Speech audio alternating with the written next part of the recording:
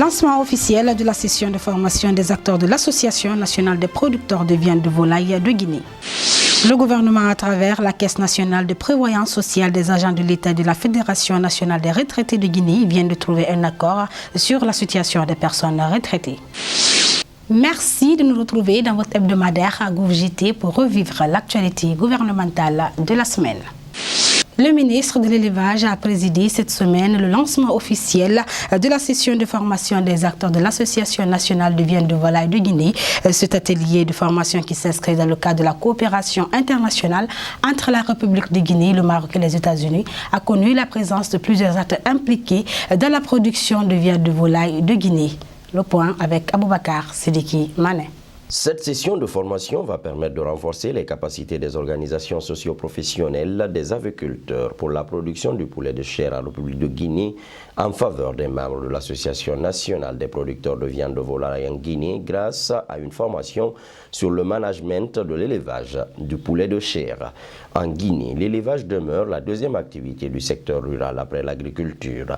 Il concerne 283 000 éleveurs et leurs familles et procure des revenus à 30% de la population rurale, avec une contribution de 21% du PIB agricole et 4,6% au PIB national. Il représente un maillon important dans la lutte pour la réduction de la pauvreté et l'autosuffisance alimentaire dans le pays.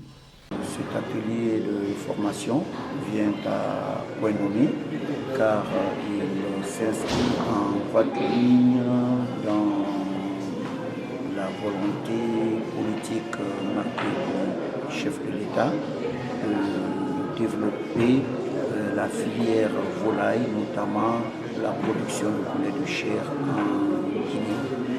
Et cela est résumé à travers ce que nous appelons les initiatives présidentielles de développement rural, où il y a une filière développement agricole,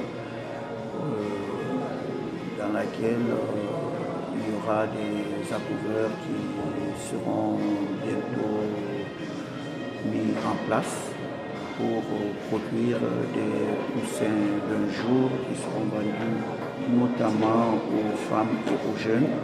En s'impliquant activement en faveur de l'organisation des Journées nationales de l'élevage au mois de juin dans la ville de Labé, le président de la République Alpha Condé fait du développement des secteurs de l'élevage, de l'agriculture et de l'industrie des priorités nationales.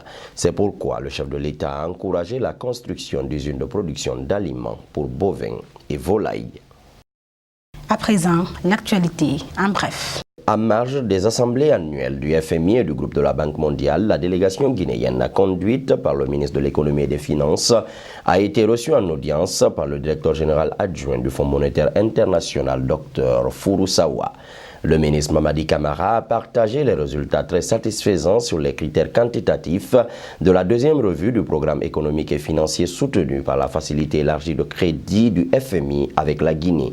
Abordant la question de l'endettement non concessionnel, le ministre a argumenté sur la nécessité de doter la Guinée d'infrastructures routières, énergétiques, de transport et d'investir dans l'agriculture plus redistributive en termes d'emploi et de produits intérieurs bruts. Après la phase de recensement de l'enregistrement des pirogues de pêche artisanales sur tout le littoral guinéen, place à présent à l'immatriculation des pirogues. À l'image des véhicules, les pirogues sont désormais aussi dotées d'une plaque qui permet de les identifier. À Conakry, le ministre des Pêches, de l'Aquaculture et de l'Économie maritime a procédé cette semaine au lancement des premières activités relatives à l'immatriculation des pirogues. La première plaque a été posée par lui-même sur le navire en tête de liste. À la fin de ce mois d'octobre, le salaire de plus de 20 000 retraités était menacé de gel à cause de leur absence au dernier recensement biométrique de juillet 2017. Une situation qui inquiète ces personnes du troisième âge. Sous l'égide de la Confédération nationale des travailleurs de Guinée, le gouvernement, à travers la Caisse nationale de prévoyance sociale, des agents de l'État et la Fédération nationale des retraités de Guinée, viennent de trouver un accord. Un délai de 2 mois est accordé aux retraités retardataires de justifier leur absence. Selon le directeur général de la Caisse nationale de prévoyance sociale, Mohamed Lamine Koumbassa, l'accord vise essentiellement de permettre à cette catégorie de personnes qui pour la plupart se trouvent dans des conditions de vie difficiles de leur donner une deuxième chance. pour accompagner l'État guinéen dans sa politique de résilience économique des jeunes en vue de prévenir les violences en milieu urbain. 3 agences du système des Nations Unies, le PNUD, UN Habitat et l'ONUDI, pilotent actuellement sur financement du Fonds de consolidation de la paix des Nations Unies le projet d'autonomisation, de réinsertion sociale et de renforcement de la participation citoyenne de 500 jeunes à la sécurité et à la prévention de la violence dans les communes de Matoto, Ratoma et Nzerekori. Le projet est structuré autour de 3 axes d'intervention du plan prioritaire de consolidation de la paix en Guinée, la réforme de la sécurité, la réconciliation sociale et l'emploi des jeunes et des femmes. Ainsi s'achève ce numéro Groupe JT réalisé par toute l'équipe de la cellule de communication du gouvernement. Je vous souhaite de passer un très bon week-end et à la semaine prochaine pour un nouveau tour d'horizon de l'actualité gouvernementale.